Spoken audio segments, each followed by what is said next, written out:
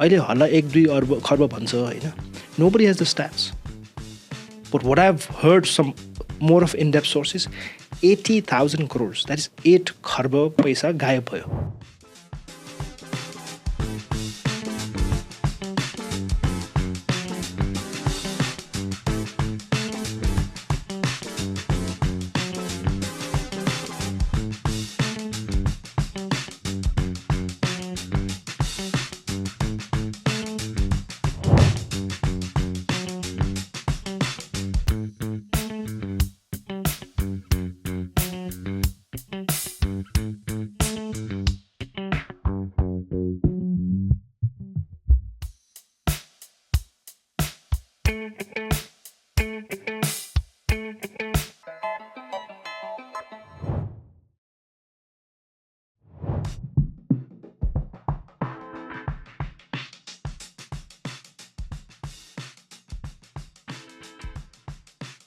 Biggest problem I see is your cooperative fraud जुन चाहिँ भयो नि सहकारी ठगी हैन सहकारी ठगीमा I hear 80,000 crores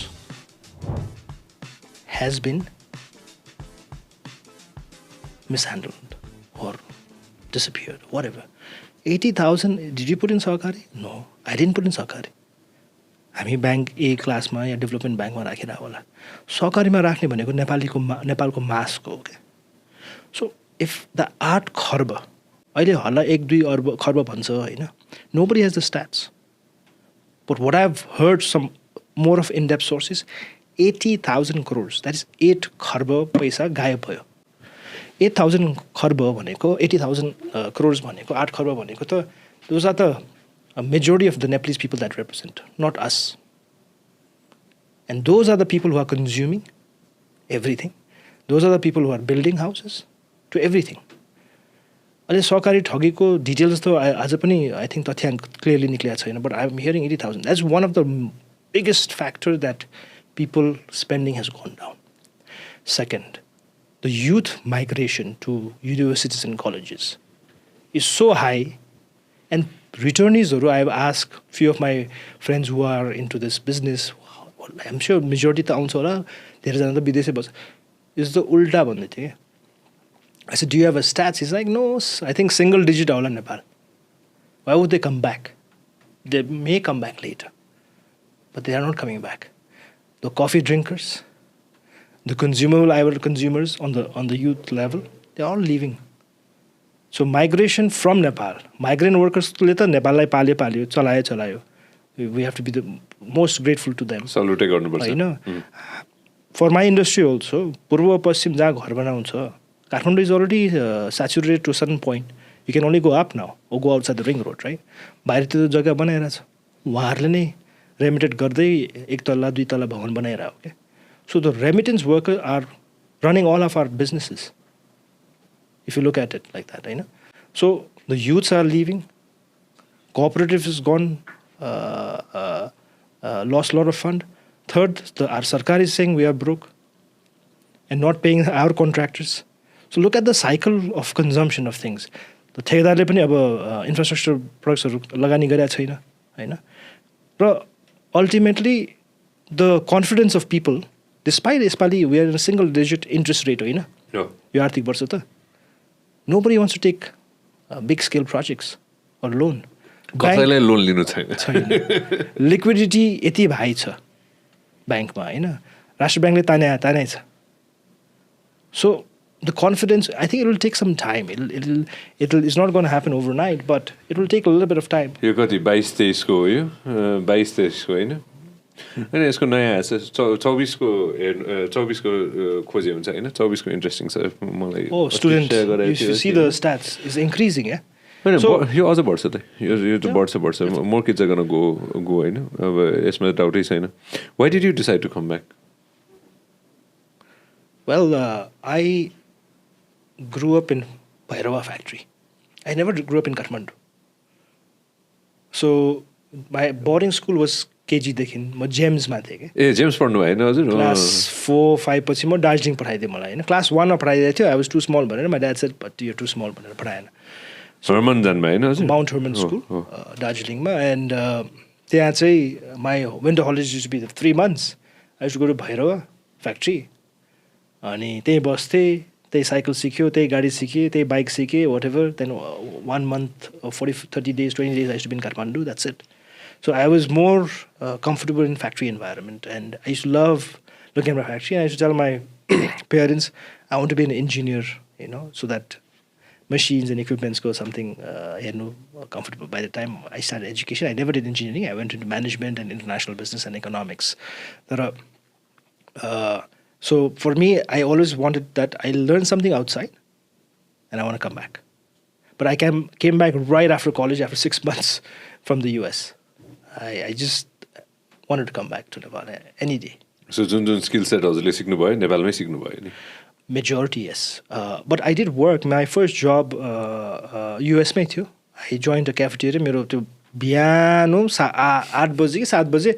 My job in the cafeteria was, you know what?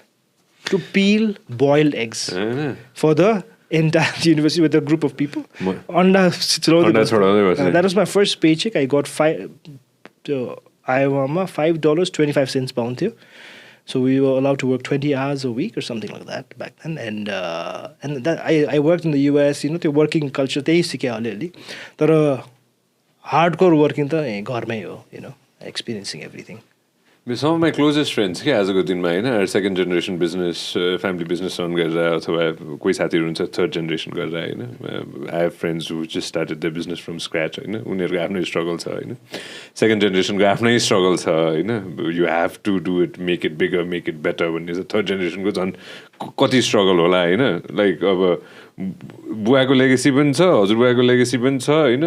आफ्नो whole circle को legacy पनि छ. You have to prove that you will be able to do it भनेर होइन. How challenging has it been 18 years? Seriously.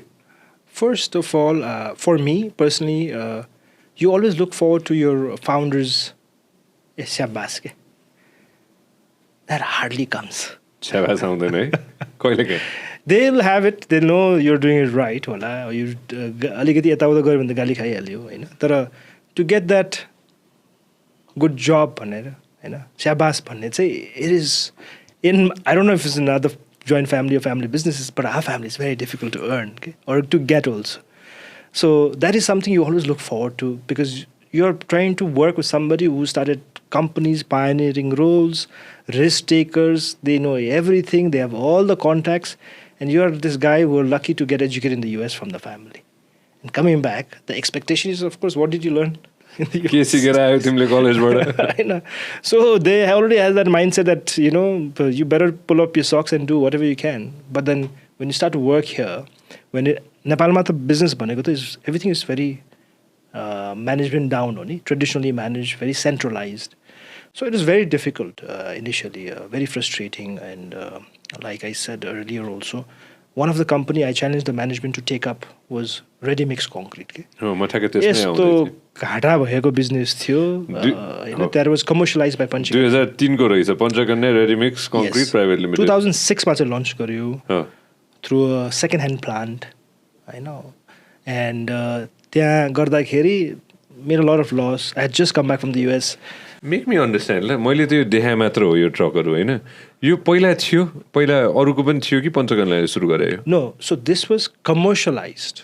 Means यो प्रोजेक्टहरुमा चल्थ्यो.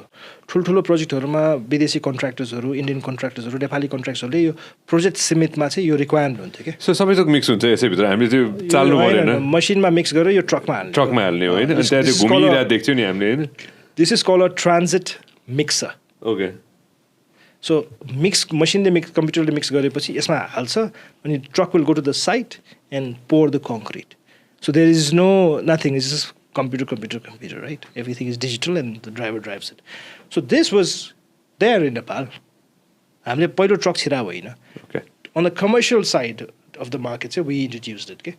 And it was quite a thing. Then 1-2 years, like I said, again, branding ma already सिक्थे अलि के गर्ने भनेर already how to brand यताउता इभेन्ट्सहरुमा जाने उभिने यस्तो गर्थ्यो. So it was getting अलिकति thing. I wanted something जिम्मा दियोस् भनेर. After 1.5 years, I approached my uncle. I told my uncle, give me something here. this is something I really want to take up. Okay, you want to take up RMC? I knew RMC was doing the worst in the company. So I said, Hunsa, give me something, I'll prove it. I'll show you if I can turn it around. But in 9 months, I made it profitable. तपाईले हाम्रो clip एकदमै enjoy गर्नुभयो होला. अब पुरै video हेर्नको लागि चाहिँ YouTube मा सब्स्क्राइब गर्न नबिर्सिनु होला. Vyas Media Network.